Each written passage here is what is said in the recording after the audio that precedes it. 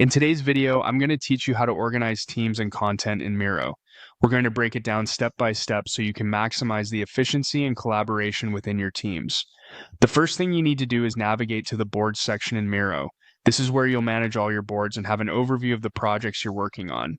If you're working with multiple groups or need to manage different departments, you can create new teams in Miro. By doing this, you ensure that each group has a dedicated space for their work, improving organization and facilitating collaboration. Alongside teams, you also have the option to create new spaces within Miro.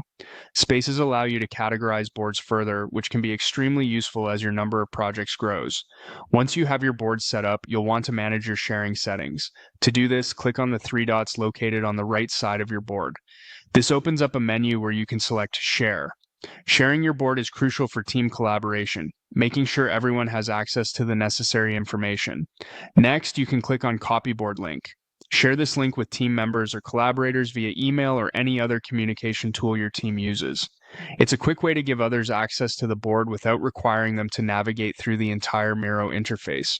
For ease of access, you might want to open the board in a new tab. This can help you manage multiple projects simultaneously without losing your place.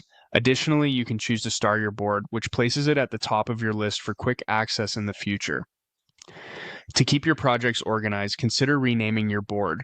To do this, click on Rename and enter a new name that accurately reflects the board's purpose or content. After typing in your new board name, make sure to click OK to save the changes. Duplicate any board by selecting Duplicate. This feature is handy when starting a new project that is similar to an existing one. Enter a new name for the duplicated board and decide whether to share it with the same people as the original. If you want to give your board a personal touch, Miro allows you to change the thumbnail associated with your board. Click Change Thumbnail and either select an image from your library or upload a custom one. To modify the privacy settings of a board, head to Board Details. Here you can make the board private if necessary, ensuring that only selected team members have access. Before making significant changes, consider downloading a board backup to safeguard your work. In situations where a board is no longer needed, you have the option to click on Delete to remove it. For team management, visit your profile where you can adjust roles, remove admin rights, or edit member access. In situations where a team is no longer active, you can delete the team by going to Team Profile. With these steps, you'll be able to efficiently organize teams and content in Miro, enhancing productivity and collaboration within your projects.